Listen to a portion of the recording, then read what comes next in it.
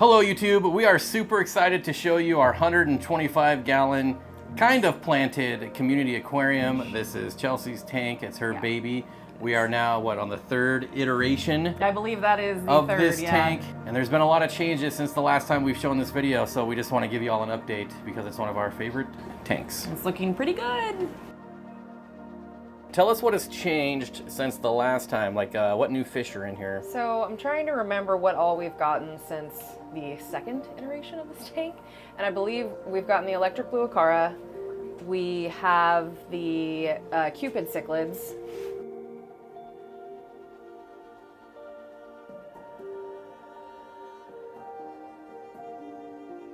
We've added I can't remember if we have the stir-by or not, but nope. The stir-by, okay, stir-by are in there, and there's quite a few, and the hatchet fish, which really made the tank. Out of all the fish we've added, I feel like those hatchet fish have made such a huge difference because we didn't have a whole lot going on up top. And they're just common hatchet fish, but they are wild caught and they're absolutely beautiful. And wild caught by whom? Corey from Aquarium Co-op caught these, and then we caught them from his tank and took them to ours. I mean, it's such a nice guy. We told him we wanted some hatchet fish, so he went down to Peru. Yeah, got us some hatchet fish, brought them back. We just had to catch him out of his tank, so no biggie. It's all good. Thanks, Corey. And did you count just how many stir-bys are in here? I think I have a pretty solid count, and we're in between 25 and 28. It's right within that wheelhouse, but there's a lot in there. And I mean, what's cool is that they do school together, but they're also relaxed. They kind of just do their own thing, and they take up a really nice amount of space. They don't all stay in one area and take up a big chunk. They're just, as you see, nicely dispersed throughout the tank, and they're very chill, and really love them in there. I think just because that color is so different than a lot of the other fish. And that's something about this tank that I really love, is there may not be a whole lot of bold color other than the electric blue acara, but each of these fish has such pretty iridescence and little hits of color that you really draw it in from all the different fish. Even the bloodfin tetra, there's only a couple of them in there, but I mean, look at them. They are just beautiful. Everything in here works so nicely together. There's no aggression, ever.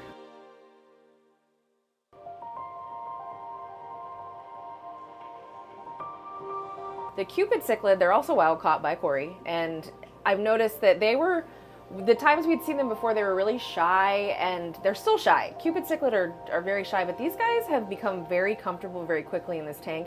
And once they got comfortable, their colors started coming out, and I really am blown away every time I look at them. I feel like, honestly, since we put in a couple dozen stir-by Corridoras, both the Cupid cichlids are out more, and the Adoqueta is out more.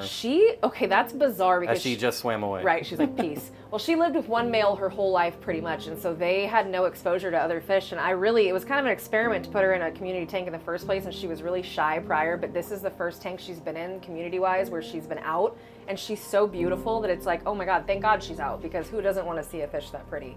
And so let's give them an update on why, since the last time we redid this tank, we've redone it again.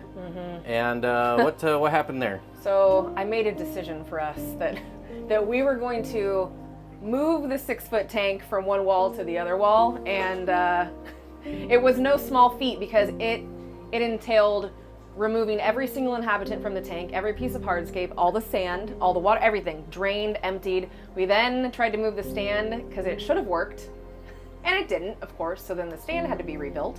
So what should have been a couple hours turned into about 12. It was an all-day project. It was an all-day project. We started at 9 a.m. and finished at 9 p.m. It was an all-day project. And I had to basically just take a skill saw and I chopped 4 inches off of the stand.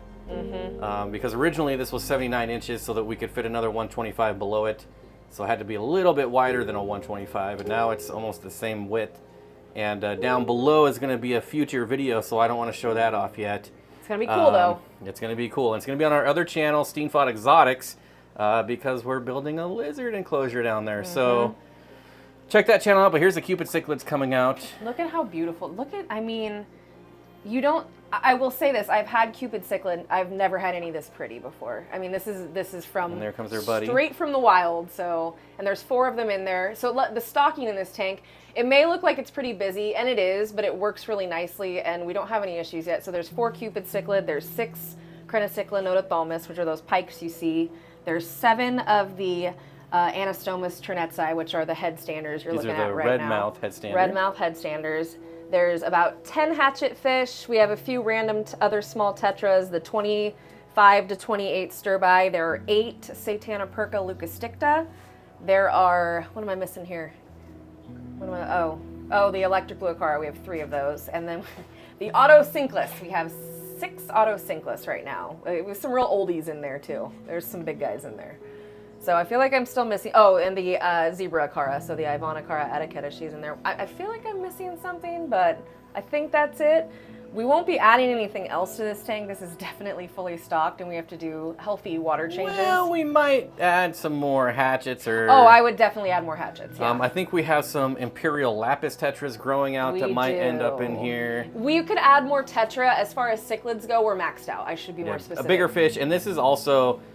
I mean, we're going to be on the 4th iteration of this tank eventually because, well, actually not this tank because we're going to be swapping this 125 out for a, it's 7 feet long, 32 inches tall, and then 24 inches front to back. However many, I just call it 300 gallons because it's pretty close to that. It's big. So yeah, because these guys are going to get, 6 to 8 inches. So when that happens, we'll be building another new tank. Yep, right now it works really well, but as they grow, we grow. We won't be building the tank. We're going to build that tank. I already have the tank. I've had the tank for like 6 years. I've never used it. So these are perfect fish to put in that tank when they're full grown. A 280 for these guys is going to be really nice. So for now, this works really nicely. The nice part is, I keep saying nice, the nice part is these fish all, as this guy bops this guy, there's no aggression in this tank. I feel so comfortable and confident with the stocking. Everybody works so well together. They all do their own thing. And all they really care about, you guys, is food. All they want to do is eat. Every single fish in this tank just wants food. The only other suggestion I'm making is we've got Val all the way in the back. That's our background plant. Yes. I would love to do like a dwarf chainsword as a mid/foreground plant and just let it carpet this whole thing. And maybe even mix in some dwarf sage. I love mixing dwarf sage with dwarf chainsword. I think it's really cool. I think that would look great, and we do have some I think we can pull from. This is brand new. This was just done a day ago, so there's some sad looking plants in here, but it's because I was more concerned with getting the hardscape set up the way I wanted, and now that I have that pretty dialed in, there will be some adjustments made. But overall, I love this tank, and I could sit and stare at it forever. I love feeding it, and we have to feed it often because we've got some fish in there that need to eat small meals throughout the day, and it is really enjoyable. Sometimes I catch myself just staring for quite some time. It's really nice.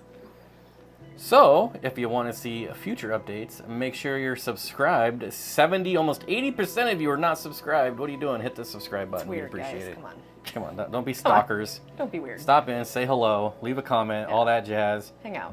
But there you go. That's our spiel on our 125. I hope you enjoy it. Any final words? Honestly, I would just really like to recommend every single fish in this tank to people. I think some of the things in here aren't kept as regularly as a lot of other South American cichlids in large-ish tanks, and so keep an eye on these guys. Maybe look a little more into them, specifically like the pikes and the Cupid cichlid. Those are really underrated fish, and they're really enjoyable to keep. So, go buy some fish and maybe some of these kind. Check them out. Yeah, they're great. All right, we'll see you in the next one.